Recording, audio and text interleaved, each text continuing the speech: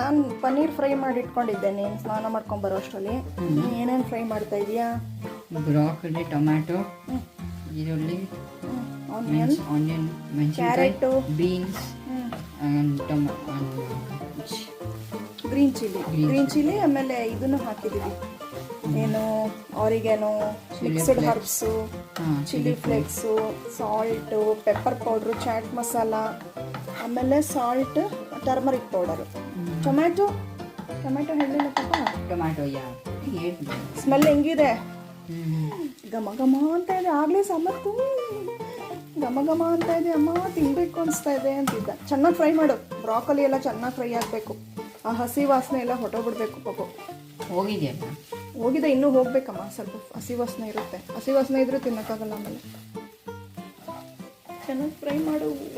ಈಗ ಒಂದು ಕೆಚಪ್ ಏನಾರ ಹಾಕಬೇಕು, ಸಾಸ್ ಏನಾದ್ರು ಹಾಕಿದ್ವಪ್ಪ. Chilli sauce, soya sauce, vinegar, ಸ್ವಲ್ಪ ಕೆಚಪ್ಪು, ಆಮೇಲೆ ತುಂಬ ಇದು ಮಾಡಬೇಡ, ಸಿಂಪಲ್ ಆಗಿ ಟಾಸ್ ಮಾಡು.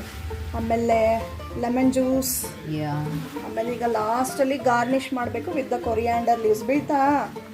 ಬೀಳ್ಸ್ಬಾರ್ದಪ್ಪ. ಸೊ ಏನೇನು ಸಾಸ್ ಹಾಕಿದ್ವಿ? Chilli sauce, red chilli sauce, soya sauce, ಆಮೇಲೆ ವಿನೆಗರು. ಓಕೆ, ಫೈನಲಾಗಿ ಗಾರ್ನಿಷ್ ಮಾಡಿಬಿಟ್ಟು ತಿನ್ನೋಣ. ಚೆನ್ನಾಗಿದೆಯಲ್ವೋ? ಸೂಪರ್ ಆಗಿದೆಲ್ಲ. Paneer veg saute ready.